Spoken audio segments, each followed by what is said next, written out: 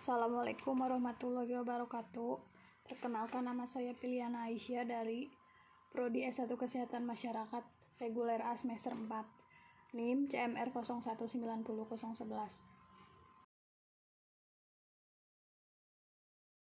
Saya akan menjelaskan review jurnal kejadian anemia pada ibu hamil ditinjau dari paritas dan usia.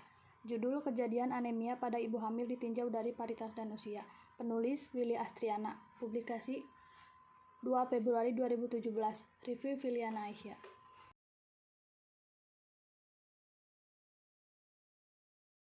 Anemia adalah suatu keadaan di mana tubuh memiliki jumlah sel darah merah atau eritrosit yang terlalu sedikit, yang mana sel darah merah itu mengandung hemoglobin yang berfungsi untuk membawa oksigen ke seluruh jaringan tubuh. Menurut WHO, secara global, prevalensi anemia pada ibu hamil di seluruh dunia adalah sebesar 41,8%. Prevalensi anemia pada ibu hamil diperkirakan di Asia sebesar 48,2%, Afrika 57,1%, Amerika 24,1%, dan Eropa 25,1%.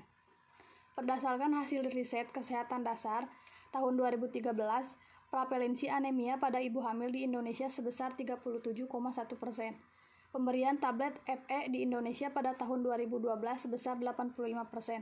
Persentase ini mengalami peningkatan dibandingkan pada tahun 2011, yang sebesar 83,3%. Meskipun pemerintah sudah melakukan program penanggulangan anemia pada ibu hamil, yaitu dengan memberikan 90 tablet FE kepada ibu hamil selama periode kehamilan dengan tujuan menurunkan angka anemia ibu hamil, tetapi kejadian anemia masih tinggi. Anemia pada kehamilan tidak dapat dipisahkan dengan perubahan fisiologis yang terjadi selama proses kehamilan, umur janin, dan kondisi ibu hamil sebelumnya. Pada saat hamil, tubuh akan mengalami perubahan yang signifikan. Jumlah darah dalam tubuh meningkat sekitar 20-30%, sehingga memerlukan peningkatan kebutuhan pasokan besi dan vitamin untuk membuat hemoglobin. Ketika hamil, tubuh ibu akan membuat lebih banyak darah untuk berbagi dengan bayinya. Tubuh memerlukan darah hingga 30% lebih banyak daripada sebelum hamil. Beberapa faktor yang dapat menyebabkan terjadinya anemia kehamilan diantaranya gravid, umur, varietas, tingkat pendidikan, status ekonomi, dan kepatuhan konsumsi tablet FE. Jurnal. Metode penelitian. Dalam penelitian ini, peneliti menggunakan metode survei analitik dengan pendekatan cross-seksional, di mana data variabel independen dan perilaku ibu serta variabel dependen dikumpulkan secara bersama. Populasi penelitian ini adalah seluruh ibu hamil di wilayah kerja UPTD Puskesmas Tanjung Agung, Kabupaten Oku, periode Agustus sampai Oktober 2017. Pada penelitian ini, pengambilan sampel menggunakan rumus Notomojo. Teknik pengambilan sampel dengan random sampling dan didapatkan sampel sebanyak 277 responden. Lokasi penelitian ini dilakukan di wilayah kerja UPTD Puskesmas Tanjung Agung, Kabupaten Oku. Data diperoleh dengan melakukan penelitian secara studi, dokumentasi, dan menggunakan checklist. Ulasan dan kesimpulan. Tabel 1 menunjukkan bahwa dari 277 responden yang mengalami kejadian anemia pada ibu hamil sebanyak 118 responden, atau 42,6%, dan sisanya 159 responden, atau 57,4%, yang tidak mengalami kejadian anemia pada ibu hamil. Responden dengan paritas beresiko sebanyak 226 responden, atau 81,6%, dan paritas tidak beresiko sebanyak 51 responden, atau 18,4%.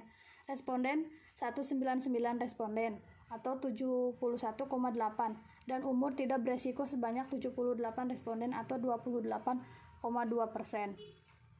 Tabel 2 menunjukkan bahwa 118 responden yang mengalami kejadian anemia pada ibu hamil dengan paritas beresiko berjumlah 104 responden, atau 46,0%, lebih besar dibandingkan responden dengan paritas tidak beresiko, yaitu 14 responden, atau 27,5%. Tabel 3 menunjukkan bahwa dari 118 responden yang mengalami kejadian anemia dengan usia beresiko, yaitu 94 responden atau 47,2%, lebih besar dibandingkan responden dengan usia tidak beresiko, yaitu 24 responden atau 30,8%. Kesimpulan dan saran. Disimpulkan adanya hubungan paritas dan umur ibu dengan kejadian anemia pada ibu hamil dengan nilai P-Palwe 0,023 dan 0,028. Diharapkan tenaga kesehatan, khususnya petugas kesehatan, dalam melakukan promosi kesehatan, khususnya promosi pada ibu hamil, lebih menekankan pada perubahan-perubahan yang terjadi pada ibu hamil, khususnya promosi anemia ibu hamil dan cara meminum tablet zat besi, salah satunya dengan sosialisasi pentingnya konsumsi tablet zat besi yang tepat. Maka makanan yang mengandung sumber zat besi dan pentingnya vitamin C untuk meningkatkan penyerapan tablet zat besi di dalam tubuh diharapkan agar dapat meneliti variabel lainnya yang lebih bervariasi dan mencakup penelitian yang lebih luas dengan metode penelitian yang berbeda, terutama yang berhubungan dengan kejadian anemia pada ibu hamil, sehingga penelitian dapat terus dikembangkan. Dan kekurangan. Kelebihan: penulisan teratur dan sesuai dengan kaidah pembuatan jurnal. Kosakata sesuai EYD.